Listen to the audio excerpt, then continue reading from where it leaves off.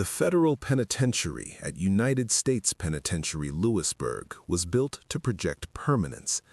Its concrete walls rise from the Pennsylvania soil with an architectural severity that feels intentional. Clean lines, reinforced tiers, narrow slit windows designed more for containment than light.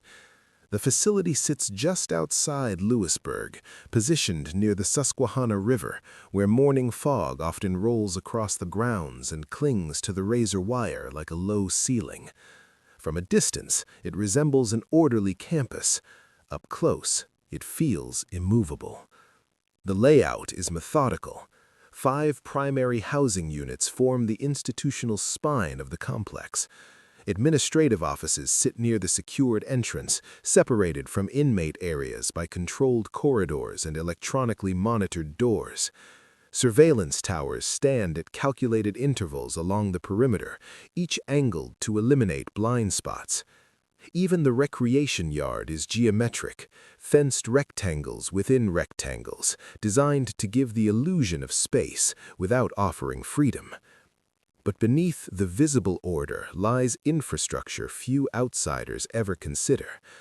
Prisons are not only built outward, they are built downward.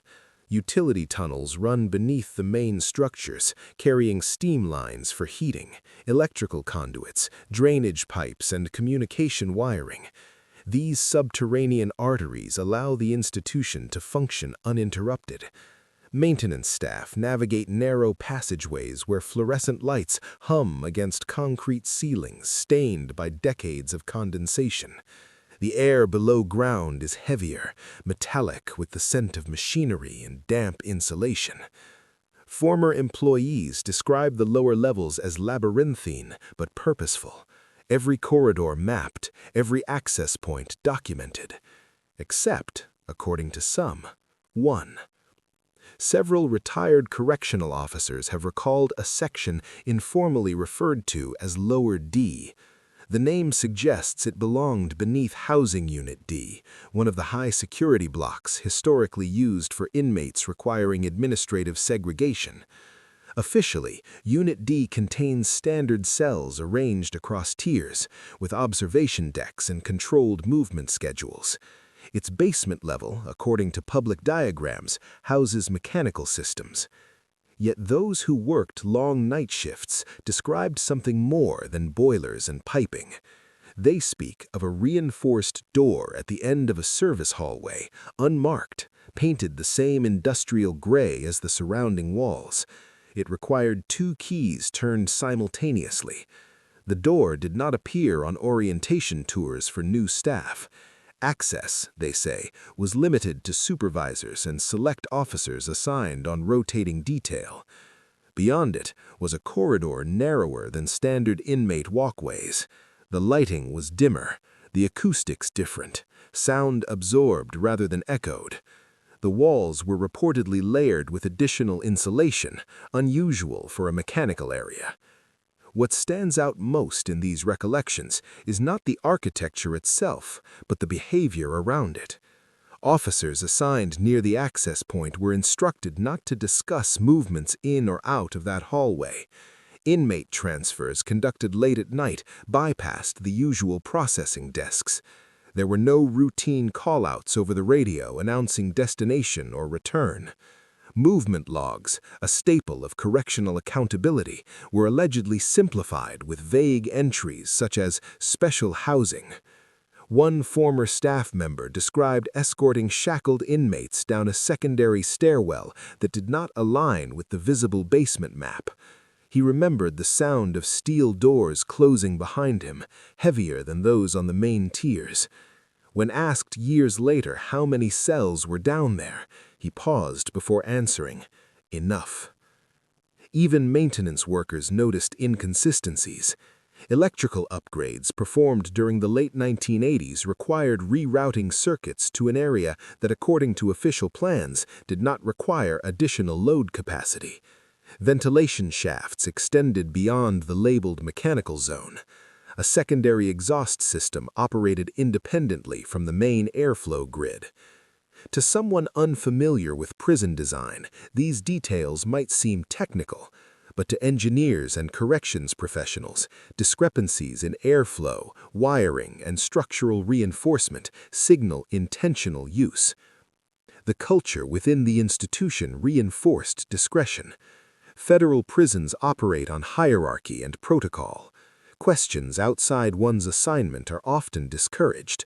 If a space was designated restricted, most staff accepted it without further inquiry. After all, high-security facilities sometimes contain sensitive units for protective custody or disciplinary isolation. What made Lower D unusual was its absence from formal orientation materials and maintenance schematics available to mid-level personnel. It existed in conversation, not documentation. Outside the walls, life in Lewisburg moved normally. Local residents saw the prison as a long-standing fixture, an employer, a landmark, a silent neighbor. Few imagined that beneath its visible symmetry might be a compartment unacknowledged by official record. And that is what makes the place itself so unsettling.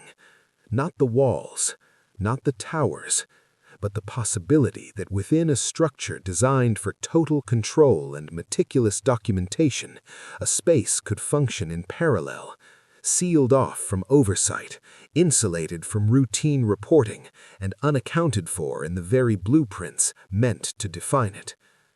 If Lower D was simply mechanical space, why the reinforced doors? Why the independent ventilation? Why the memory of escorting inmates into a corridor that on paper does not exist? The penitentiary remains standing today, its exterior unchanged. From above, it is symmetrical, balanced, accounted for. But architecture does not always reveal intention. Sometimes it conceals it. If architecture is the body of an institution, records are its memory.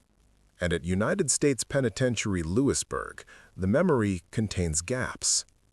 Federal prisons operate within layers of documentation.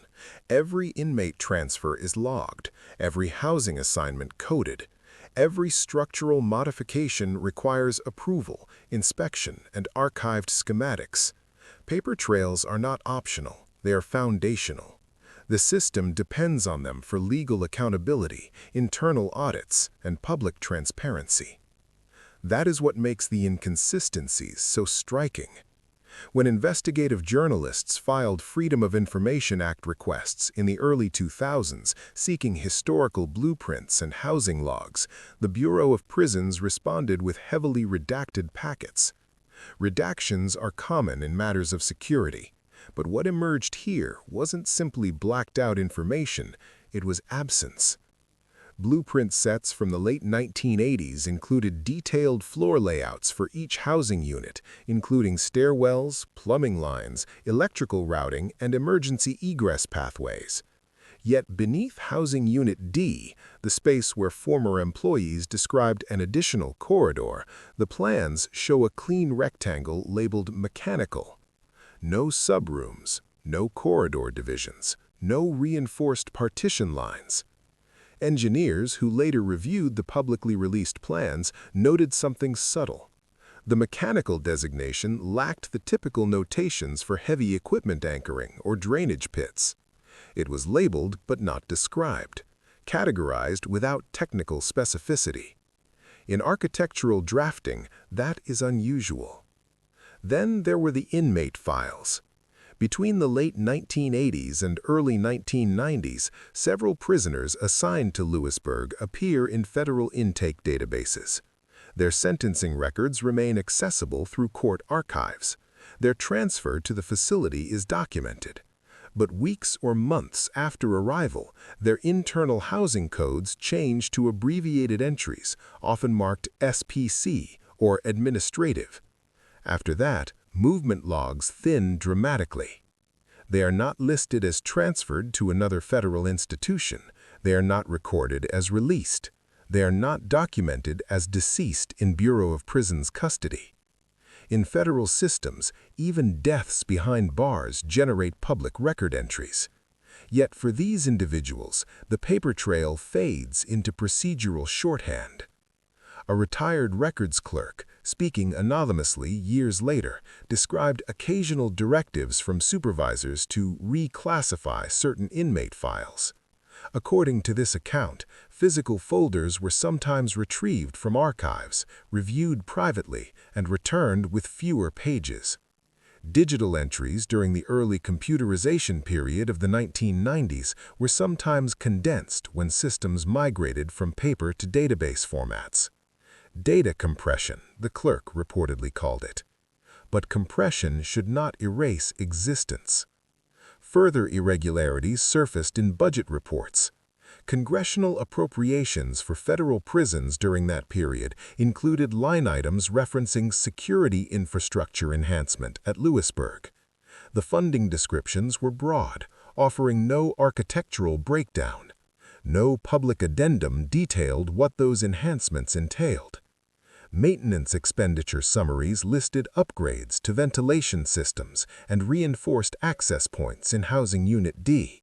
Yet no formal expansion or structural alteration appears in public building permits filed with local authorities in Lewisburg. For any federal facility, structural changes of that magnitude typically require environmental and safety documentation. Here, the paper trail is silent. Even the master index of archival documents reveals missing catalog numbers, reference codes assigned to documents that are no longer accessible in the release set. Whether those records remain classified, misplaced, or deliberately withheld is unclear. What is clear is this: the record does not conclusively prove the existence of a hidden cell block, but it does not conclusively disprove it either. Instead, it leaves a vacuum, a bureaucratic blind spot where documentation should be precise. In institutions built on control, ambiguity is rarely accidental. If lower D never existed, the paperwork should show a complete and unbroken system. If it did exist, its absence from the record would require intentional removal. And in that thin space between documentation and memory lies the most unsettling question of all. When the record forgets, is it malfunctioning or obeying instructions? For the Alvarez family in Newark, the prison system was never abstract policy or distant controversy. It was personal. It was phone calls scheduled weeks in advance, letters read and reread until the paper softened at the folds, and long drives to federal facilities where conversations happened through thick glass. When their son, Daniel Alvarez, was transferred to United States Penitentiary, Lewisburg, they tried to see it as stability. Lewisburg, they were told, was structured, secure, predictable. In federal custody, at least, there were procedures. For the first few months, Daniel's letters arrived on schedule. He described the rigid routine, count times, meals, the tension between inmates. He mentioned being placed in Housing Unit D for administrative reasons, though he did not elaborate. His tone shifted slightly in the final letter they received. It was shorter, less descriptive. He wrote that he might be moved for a while, but reassured his mother not to worry. Then the letters stopped. At first, the Alvarez family assumed disciplinary restriction. Communication suspensions were common in high-security facilities. His mother called the prison's administrative office and was told Daniel had been placed in non-communication status due to a security review. No timeline was provided, no further explanation offered. Weeks passed. When the Alvarez family called again, they were told Daniel had been relocated. To which facility? The representative could not say. They were instructed to contact the Bureau of Prisons regional office. The regional office directed them back to Lewisburg. The circle tightened. They filed a written inquiry. The response, mailed weeks later, stated only that Daniel was no longer housed at this institution. No transfer code, no destination, no projected release date. For families navigating the federal system, transfers are traceable. Inmates appear in updated databases within days. Even if placed in special housing, they remain in the system. But Daniel's listing in the public inmate locator did not change. It still reflected Lewisburg as his assigned facility. Legally, he was there. Physically, the family could not confirm it. Court records show no appeal, no additional sentencing, no recorded death. His attorney, when contacted, stated that he had received no official notice of relocation. Without formal documentation, there was no procedural action to challenge. The Alvarez family wrote letters weekly. They were never returned as undeliverable. They were never acknowledged. A year after communication ceased, Daniel's mother traveled to Lewisburg hoping to speak directly with administrative staff. She was told visitation was not possible without confirmation of housing status. Confirmation could not be provided. In bureaucratic language, Daniel existed. In reality, he had become unreachable. What makes their story unsettling is not only the silence, but its precision. The system did not declare him deceased. It did not mark him transferred. It simply suspended clarity. Over time, the family's inquiries grew less frequent. Legal avenues require evidence. Evidence requires records, and records, in this case, offered none. Over years, when investigative journalists began examining inconsistencies beneath Housing Unit D, the Alvarez family recognized familiar terminology: special placement, administrative designation, restricted housing. Words that once sounded procedural now felt ominous. They were not alleging conspiracy, they were asking for confirmation. Is he alive? Is he somewhere else? Was he ever moved? No one could answer definitively. For families of incarcerated individuals, uncertainty can be more punishing than verdicts. A sentence has an endpoint. A transfer has a paper trail. Even a death, however tragic, is documented. But disappearance within a documented system defies expectation. Daniel Alvarez's name still appears in federal sentencing archives. His conviction remains on record. His incarceration status has never officially changed. And yet, to his family, he vanished inside a prison that insists nothing unusual occurred. If Lower D was merely mechanical space, then Daniel's silence must have another explanation. But if there was a section beneath Housing Unit D not reflected in blueprints or public logs, then his story is not an isolated bureaucratic error. It becomes something else, a human life suspended in the blank space of a missing record. Silence inside a prison is rarely accidental. At United States Penitentiary, Lewisburg, noise is part of the daily rhythm.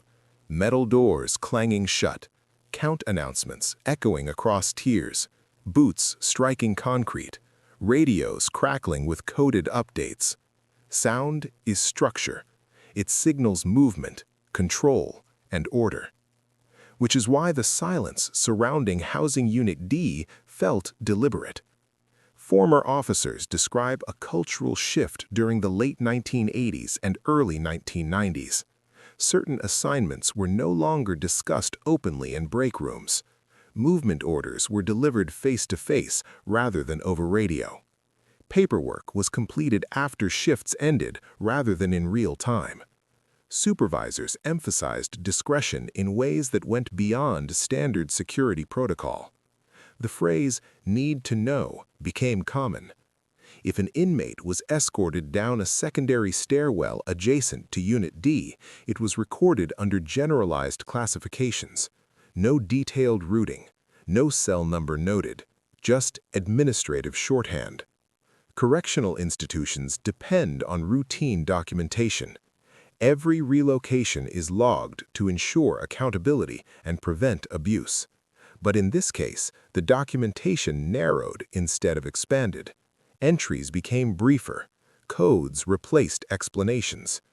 Several retired staff members later described what they called quiet runs. These were late-night transfers conducted with minimal personnel. Instead of the typical two-officer escort, a supervisor might accompany the inmate. Radios were kept low. Doors were unlocked manually rather than electronically tracked when possible. One officer recalled being reassigned after questioning why an inmate he had counted earlier no longer appeared in his housing roster the next morning. He was told the inmate had been moved under special directive. When he asked for clarification to update his shift report, he was instructed to leave the form unchanged. "Above your clearance," he was told. Maintenance crews also noticed subtle instructions. Electricians working beneath Unit D were sometimes asked to complete tasks after midnight. Ventilation adjustments were performed without inclusion in the standard weekly mechanical summary. Work orders referenced internal codes instead of specific locations. An independent exhaust system operating below standard floor level would typically require detailed inspection logs. Yet some workers claim those logs were collected directly by supervisory staff rather than archived with routine records. The silence extended beyond staff. Inmates housed in Unit D reportedly learned not to ask about certain absences. In prison culture, disappearance is often explained by transfer or segregation.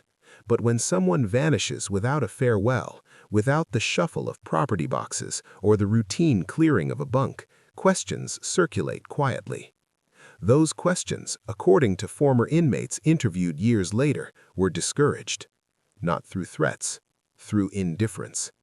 If someone stopped appearing in the chow line, others were told he had been moved for disciplinary review. No further detail. In a place where survival depends on focus, most learned to look away. Outside the prison walls, silence manifested differently. Families like the Alvarezes wrote letters that were never returned, yet never answered. Attorneys encountered procedural ambiguity rather than denial. Journalists requesting documentation received heavily processed files, technically compliant, yet informationally thin. Silence in institutions often masquerades as bureaucracy. Delays framed as administrative backlog. Redactions justified as security precaution. Vague responses couched in procedural language. But over time, patterns emerge. When multiple former employees independently describe an unlisted corridor, when inmate files narrow at the same point in time, when structural blueprints omit detailed specifications for a reinforced sublevel, silence begins to resemble coordination. It does not shout, it does not threaten, it simply withholds. And withholding can be more powerful than denial. The most unsettling aspect of the alleged lower D is not the possibility of hidden cells, it is the disciplined quiet that surrounded them. No whistleblower stepped forward publicly during those years. No official inquiry disrupted operations. The penitentiary continued functioning, audits conducted, budgets approved, wardens appointed and retired. From the outside, Lewisburg saw a federal facility performing as expected. Inside, however, certain hallways were not mentioned in reports.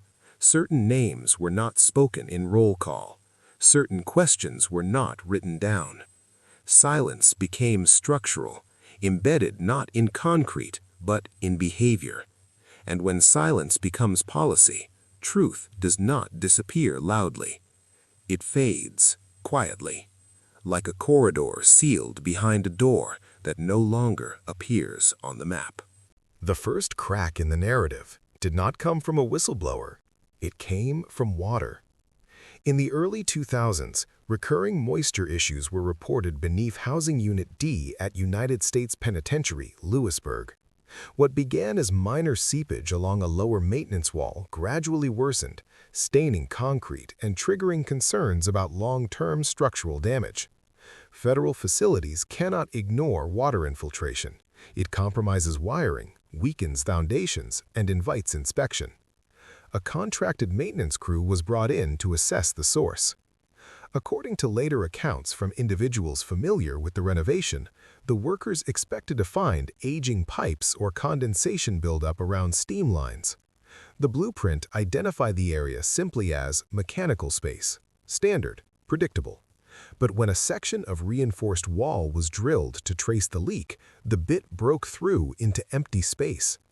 Not insulation, not pipe housing, empty space. The opening revealed a narrow void extending beyond what the plans indicated. Flashlights cut through dust and revealed a corridor, straight, deliberate, not an accidental cavity left by construction. The initial reaction was confusion. Mechanical zones do not typically contain finished hallways, yet this passage had smoothed concrete flooring, finished walls, and mounted light fixtures. The air inside was stale but not naturally sealed. Faint airflow suggested a connected ventilation source. Supervisors were notified immediately. Access was restricted within hours. Those present during the first entry described 6 small cells branching from the corridor. The doors were steel, narrower than standard housing unit entrances, fitted with observation slits. The interior of each cell was sparse: concrete slab bunks, floor-mounted restraint rings, minimal fixtures. Unlike typical federal cells, there were no painted identification numbers above the doors. The walls, according to one contractor, appeared layered. Beneath chipped paint was dense insulation material, thicker than what is used for temperature control alone. When one worker knocked against the surface, the sound was dull, absorbed. Soundproofing. The ventilation system was independent. Ductwork ran upward but did not appear connected to the main schematic shown in publicly available blueprints. Electrical conduits were reinforced, protected by metal casing. Emergency lighting units were mounted along the ceiling at close intervals. Nothing about the corridor suggested an abandoned utility mistake. It suggested intention. The discovery did not trigger evacuation or alarm. Instead, it initiated containment. Federal officials arrived quickly. The area was photographed internally, according to reports, but no public documentation was released. Contractors were required to sign non-disclosure agreements before leaving the site. Within days, temporary barriers were installed. Shortly after, the opening was resealed. Officially, the Bureau of Prisons characterized the space as an obsolete holding annex from an earlier renovation phase, unused and structurally irrelevant. No press release detailed the finding. No architectural addendum amended the master layout available through records requests. For outside observers, the explanation might have sufficed. Older prisons sometimes contain decommissioned areas. Designs evolve over decades. But several aspects raised concern. First, there were no archived permits or engineering logs describing the creation or retirement of such an annex. Federal modifications of that scale typically generate maintenance documentation, inspection reports, and compliance reviews. Second, the condition of the corridor did not reflect decades of abandonment. Dust had settled, but fixtures were intact. The restraint rings were not corroded beyond recognition. Ventilation components showed no obvious long-term decay. Third, the location corresponded precisely with the blank rectangle labeled mechanical in public blueprint sets. The space that supposedly contained boilers and pipes had instead housed finished cells. After resealing, the penitentiary resumed normal operations. Housing Unit D continued functioning, staff rotations proceeded. The exterior of the facility remained unchanged against the Pennsylvania skyline near Lewisburg. But those who had seen the corridor carried a different understanding of the structure beneath their feet. Discovery, in this case, did not expose wrongdoing conclusively. It exposed possibility. And possibility is difficult to contain, because once a sealed hallway has been seen, once its dimensions measured by flashlight and footstep, it cannot be entirely erased by concrete. The blueprints may remain unchanged, the official narrative may stand, but somewhere beneath Housing Unit D, a corridor once existed that was never meant to be noticed. and for a brief moment, it was. Discovery creates a choice. Explain it or contain it. Inside United States Penitentiary Lewisburg, the response to the underground corridor leaned toward containment. Within days of the maintenance breach, access protocols tightened. The contractors who had entered the space were reminded of federal confidentiality clauses embedded in their service agreements. Additional non-disclosure forms were circulated. Supervisors documented the corridor internally as an obsolete structural annex, language that acknowledged space without assigning it purpose. No public architectural revision followed. No formal statement clarified when the annex had been built, why it had been omitted from schematics, or how it had been used. Instead, the explanation remained narrow. A leftover area from previous renovations, no longer operational. On paper, that sounds plausible. Older federal facilities often contain retired sections sealed during upgrades. But the details surrounding Lower D resist that simplicity. If it had been decommissioned years earlier, where were the closure reports?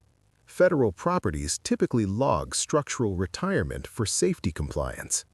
Where were the inspection forms verifying that the cells met no current occupancy standards? Why did the ventilation system appear independently wired rather than dismantled? Those questions were never addressed publicly.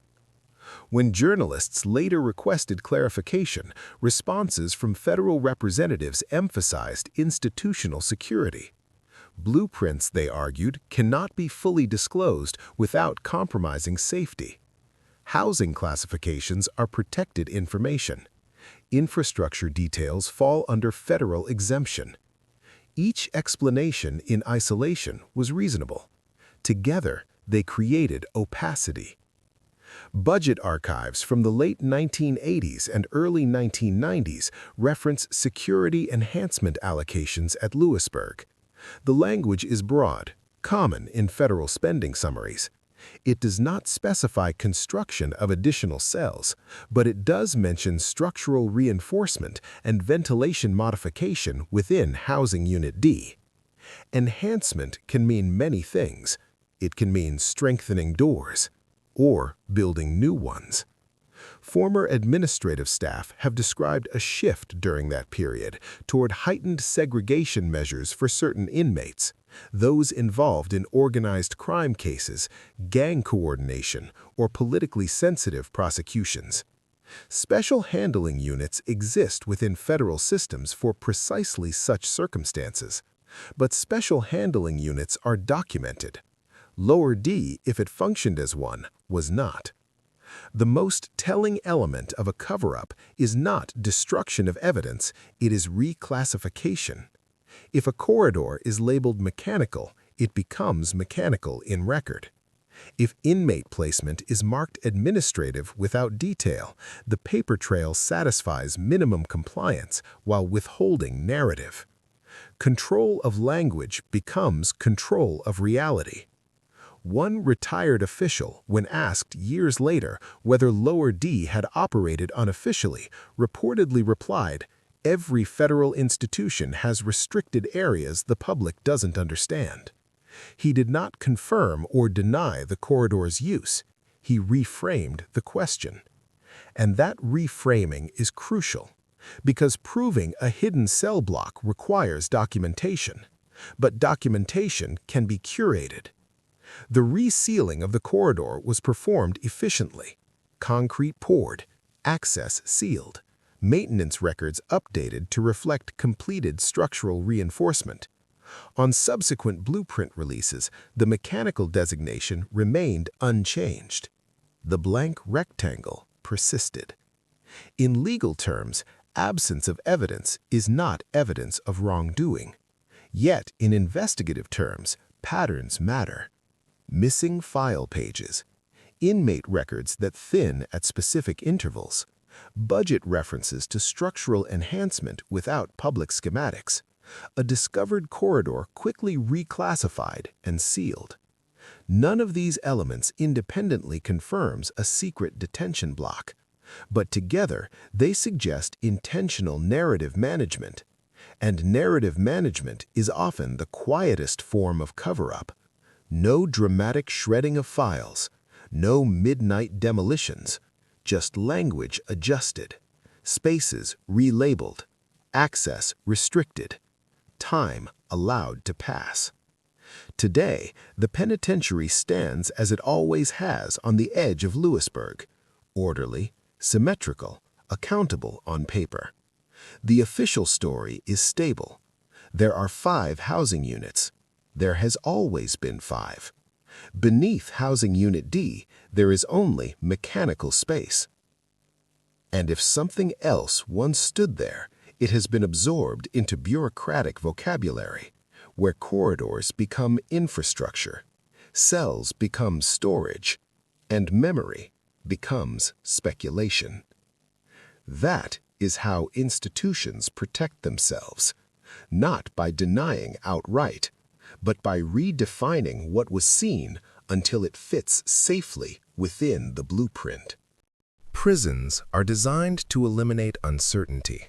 Every movement is tracked, every door is numbered, every inmate is assigned an identification code that follows him from intake to release. The structure itself is supposed to reflect that philosophy: concrete certainty, measurable space, documented control. That is why the alleged lower D beneath United States Penitentiary Lewisburg feels so destabilizing. Not because hidden corridors are cinematic, but because they contradict the very premise of institutional order. If a detention space can exist outside a blueprint, what else can exist outside the record? Throughout this story, there has been no dramatic confession, no official indictment, no recovered memo stamped classified. What we have instead are fragments, architectural omissions, administrative shorthand, independent ventilation lines, inmate files that narrow at critical moments, and families left suspended in unanswered questions. Each fragment alone is explainable. Together, they form a silhouette. Consider what documentation represents in a correctional system. It is not just paperwork. It is protection for inmates, for staff, for the government itself. Logs prevent abuse by ensuring traceability. Blueprints ensure safety compliance. Housing assignments ensure legal accountability. When documentation thins, oversight thins with it. The blank rectangle labeled mechanical beneath Housing Unit D may in fact be exactly that, a mislabeled infrastructure space, an architectural anomaly, a retired annex. But the speed with which it was sealed, the absence of archived modification reports, and the cultural silence described by former staff suggest more than oversight. They suggest intentional limitation of visibility. Institutions often protect themselves not through grand deception, but through procedural fog. Classification systems are adjusted. Access to information becomes tiered. Language grows abstract. Special placement, administrative designation, security enhancement. Each term sounds ordinary, neutral, necessary. Yet behind neutral language, consequences can unfold quietly. For families like the Alvarezes, the question is not architectural, it is human. Where did he go? In a system that prides itself on records, disappearance without documentation creates a psychological void. Grief requires certainty. Accountability requires location. Without either, time does not heal, it suspends. If Lower D housed inmates temporarily under heightened restriction, transparency would not weaken the institution, it would strengthen it. Acknowledgement clarifies history. Concealment complicates it. But institutions are built to endure, and endurance often depends on narrative stability. Lewisburg continues to operate today Outside Lewisburg, its towers unchanged, its housing units counted and recounted. Official documents remain consistent. 5 units, mechanical sublevel, no unauthorized detention block. And yet, memory persists. Former officers remember dual-key access doors. Contractors remember finished cells where pipes should have been. Families remember letters that stopped without explanation.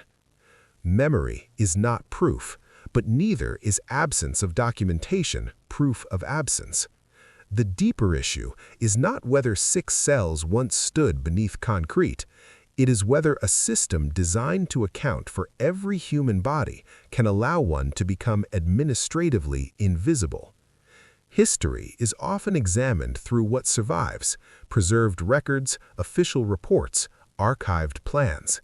But sometimes, history is defined by what does not survive: a missing page, a sealed corridor, a name that remains legally present yet physically untraceable. If lower D existed, it challenges the idea that federal oversight is absolute.